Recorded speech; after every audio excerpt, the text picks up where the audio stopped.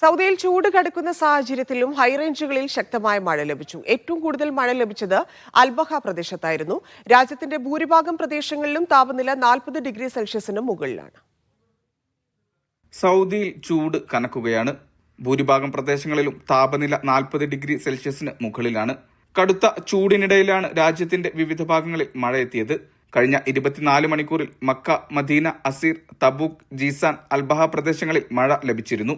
ദിവസങ്ങളായി അൽബഹയിലടക്കം കനത്ത മഴ തുടരുകയാണ്. ജീസാനിലെ ഹൈറേഞ്ച് മേഖലകൾ Asir, Al Baha, Medina, Tabuk, Al Jouf, വടക്കൻ പ്രവിശ്യ എന്നിവിടങ്ങളിൽ റെഡ് അലർട്ടും പ്രഖ്യാപിച്ചു. വാഹനയാത്രക്കാർ പ്രത്യേക ജാഗ്രത പുലർത്തണമെന്ന് കാലാവസ്ഥാ നിരീക്ഷണ കേന്ദ്രത്തിന്റെ മുന്നറിയിപ്പുണ്ട്. റിയാദിൽ നിലവിൽ 44 ഡിഗ്രിയാണ് താപനില.